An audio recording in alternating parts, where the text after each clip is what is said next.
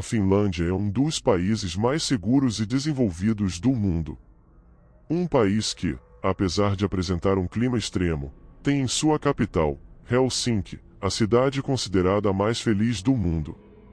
Assim como seus vizinhos nórdicos, seu índice de criminalidade é extremamente baixo, o que torna o país um dos mais seguros do mundo. Difícil imaginar que um lugar como esse foi o palco de um crime brutal, onde 3 adolescentes foram espancados e esfaqueados. Um crime que permanece sem solução até hoje, 60 anos após o ocorrido, e que se tornou um mito imaginário do povo finlandês. Estamos falando dos assassinatos do Lago Bodom. O dia era 4 de junho de 1960. As amigas, Maila Burklund e Anna Mock, ambas com 15 anos, decidem passar um feriado escolar a campo. O local escolhido é o Lago Bodom, situado a 3 quilômetros de Espoo, uma cidade conhecida por seus 71 lagos naturais, sem contar sua exuberante fauna e flora, muito conhecidas pelo país. O local perfeito para um acampamento de amigas. E não era só isso. As amigas estariam acompanhadas de seus namorados, Seppo Boisman e Nils Gustafsson, ambos com 18 anos. Não tinha como as coisas darem errado, certo? Pelo menos era isso que todos achavam. E o primeiro dia de acampamento mostrava que as coisas transcorreriam normalmente. Acontece que, na madrugada do dia 5, em domingo, por volta das 4 e 6 horas da manhã, algo assustador aconteceu. O grupo foi atacado por uma pessoa desconhecida. Anna e Seppo são espancados e esfaqueados dentro de sua tenda. Maila foi encontrada morta fora de sua barraca, sem partes de sua roupa. O estado do corpo de Maila era o pior dos 3. O assassino continuou os ataques mesmo após a morte da vítima. O único sobrevivente do ataque foi Gustafsson, encontrado gravemente ferido ao lado do corpo da namorada, com os ossos da face quebrados, a mandíbula fraturada e uma concussão. A polícia chegou por volta do meio-dia e encontrou uma cena de crime confusa. As 2 primeiras vítimas foram assassinadas dentro de sua tenda, porém, os ataques foram feitos pelo lado de fora. Além da faca, um objeto desconhecido foi utilizado para espancar as vítimas.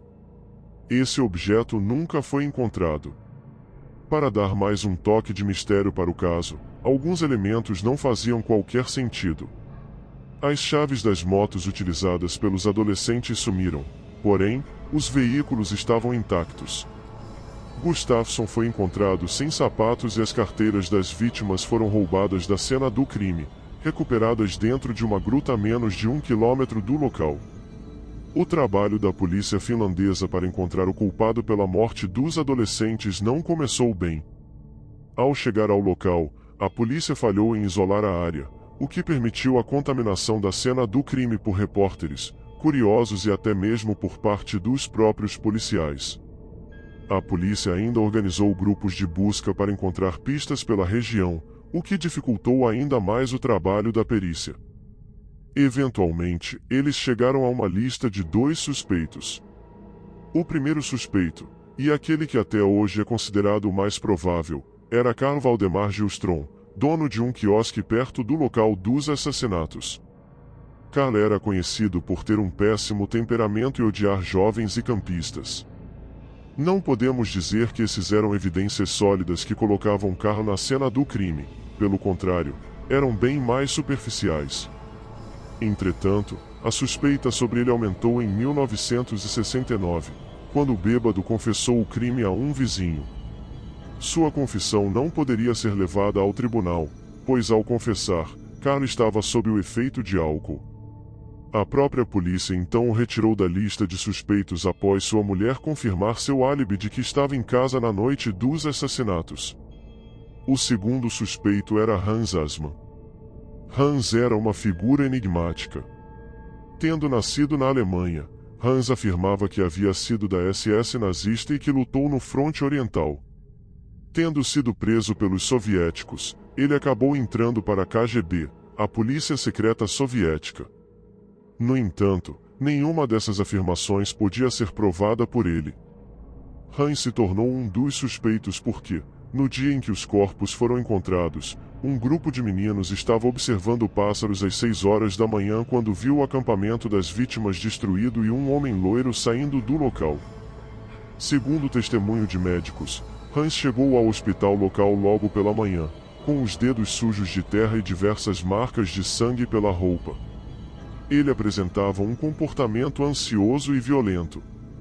O último suspeito era também o único sobrevivente daquela fatídica noite, Nils Gustafsson. Sua prisão aconteceu 40 anos após os assassinatos e a polícia se baseou em análises de DNA que não eram possíveis na época dos crimes. Em 2004, ele foi preso e no ano seguinte levado a julgamento. Segundo a polícia, Nils sempre foi um suspeito e assassinou os amigos por ciúmes. Seus ferimentos eram decorrentes da briga que ele havia tido com eles, momentos antes de acabar com suas vidas. Outro ponto que corroborou com a acusação foi que seu perfil se encaixava com o do estranho homem visto pelos jovens observadores de pássaros na manhã do crime. Dentro dos prováveis suspeitos, Carl Grillström com certeza era o mais provável, ainda mais quando, após sua morte por afogamento em 1969, sua mulher se retratou e invalidou o álibi do marido, confirmando que ele não estava em casa naquela noite.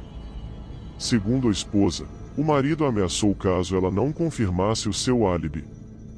Hans Osman permaneceu um suspeito dos assassinatos até o ano de 2004. Contudo, sua natureza reclusa e os boatos de ser um espião da KGB fizeram dele alvo de diversas acusações de assassinato. E assim como os assassinatos do Lago Bodom, nenhuma dessas acusações foi provada pela polícia. O caso tomou um rumo inesperado em 2004, com a acusação formal a Gustafsson. A defesa de Gustafsson sustentou que ele não poderia ter realizado os crimes e forjado a cena por estar muito machucado da briga na noite anterior. Por mais que seus ferimentos não apresentassem risco à sua vida, eles estavam longe de serem superficiais.